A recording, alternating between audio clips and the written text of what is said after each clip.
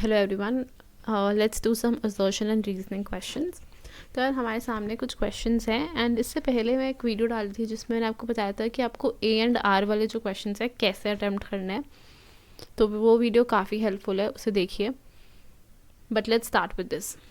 तो ये आपके असर्शन एंड रीजनिंग के क्वेश्चन है फ्रेंच रेवोल्यूशन के चैप्टर से। आपको इस तरीके के कुछ ऑप्शंस आते हैं, उसके बाद अभी आपके क्वेश्चंस हैं, ठीक है। From the very beginning, the French revolutionaries introduced various measures and practice like the idea of le patrie and le citoyen. अब यार जो ले पेट्री एंड ले सिटियन है उसका आइडिया का मतलब क्या है? ले पेट्री मीन्स ले फादरलैंड, जैसे हमारे में होता है ना मदरलैंड और ये सब, वैसे उनके में क्या है, वो अपने फादरलैंड को थोड़ा रिस्पेक्ट करते हैं, ठीक है। और ले सिटियन मतलब कि भाई ये जो जगह है ये किसकी है, ये सिटीजन्स की है। तो यार ये उनके आइडियाज़ थे। Is this right? Yes, this is right. ये एक ऐसी स्टेटमेंट है जो राइट है, ठीक है। अब क्योंकि ये स्टेटमेंट राइट है तो जो ये वाला ऑप्शन है, ये वाला डी ऑप्शन, ये ख़त्म हो गया। ए, बी और सी ऑप्शन मेरे पास बचा है, तो मैं उसी को ट्रीट करूँगी, उसी पे ध्यान रखूँगी, ठीक है। अच्छा, आगे चलते हैं। This was done in order to create a sense of collective identity among French people. दोनों ट्रू हैं, ठीक है, both of these are true. क्योंकि दोनों ट्रू हैं तो सी भी गया, डी भी गया। अब मुझे देखना है जो आर है क्या वो ए को एक्सप्लेन कर रहा है? डेफिनेटली कर रहा है, इसलिए क्या था ना हमने, यही तो रीज़न है ले पेट्री ले सिटियन लाने का, यही रीज़न है ताकि लोग कलेक्टिव फील करें। तो कौन सा ऑप्शन सही है इसमें से? ए ऑप्शन, कि दोनों सही हैं और आर जो है that is my correct explanation of A. So A part is correct, ठीक है। आगे चलते हैं। Second question, Gypsy Mazzini believed that God had intended nations to be natural units of mankind. So this is true. A is true. Metternich described him as the most dangerous enemy of our social order. This is also true. दोनों true हैं, but इनका कोई आपस में relation नहीं है. R is not the reason of A. R is not explaining A to me. A है Gypsy Mazzini जो सोचता है, Metternich जो सोचता है, but it's not the reason. तो क्या होगा? That both of these are correct, but R is not the correct explanation of A. So B part is the right answer for this one. Okay, आगे चलते हैं. The Grimm brothers saw French domination as a threat to German culture. तो अब जो ये है ये correct है. They believed developing the German language as part of wider effort to oppose French domination. This is also correct. और इसका reason भी है कि उनको लगता था कि जो हमें जर्मन लैंग्वेज बनानी पड़ेगी अच्छे से, ठीक है। तो this is also the reason. So क्या होगा इसका राइट आंसर? ए पार्ट, कि both of them are true and R is the correct explanation of A. Okay, आगे चलते हैं. Culture played an important role in creating the idea of the nation. So अब यहाँ पे क्या है यार, this is true, culture is important. Weavers in Silesia had led a revolt against contractors who supplied raw material and gave them order for finished textile but drastically reduced their payment. Now this is also right. दोनों right हैं, but दोनों का आपस में कोई relation नहीं है, culture का और पेमेंट का कोई रिलेशन नहीं है. So B part, both of them are right, but R is not the correct explanation of A. Let's come to question number 5 now. The issue of extending political rights to women was a controversial one within the liberal movement, in which large number of women had participated actively over the years. When the Frankfurt Parliament convened in the Church of St. Paul, women were granted the rights. Sir, अब देखो ऊपर वाले में क्या लिखा है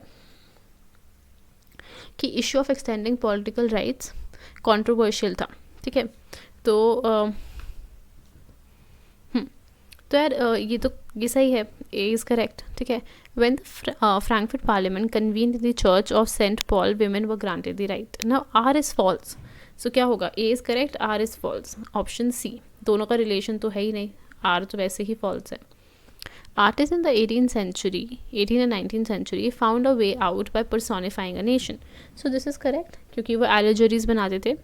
They represented a country as if it were a person. Sir वो उसको पर्सन की तरह दिखाते थे. तो क्या होगा यहाँ पे कि दोनों ही ट्रू हैं and then R is the correct, basically correct explanation of A. तो इसका आंसर होगा ए पार्ट, सिक्स्थ का आंसर. सेवेंथ पे आते हैं. Nationalism aligned with imperialism led Europe to disaster in 1940. तो यार अब इसमें ये सही है, नेशनलिज्म और इम्पीरियलिज्म में काफ़ी गड़बड़ हुई इसकी वजह से. Many countries in the world which had been colonized by the European powers in the 19th century began to oppose imperial domination. तो बहुत सारी countries जो कॉलोनाइज हो गई थी by the European powers, began to oppose it, ठीक है। तो अब ए में लिखा है कि गड़बड़ हुआ था, आर में लिखा है कि गड़बड़ क्यों हुआ था, क्योंकि कंट्रीज़ ने अपोज करना स्टार्ट कर दिया। So both A and R true and R is the correct reasoning of A, तो ए पार्ट है इसका correct answer, okay. The most serious source of nationalist tension in Europe after 1871 was the area called the Balkans. This is correct कि काफ़ी tension हो गई थी उस area में. A large part of Balkans was under the control of Ottoman Empire.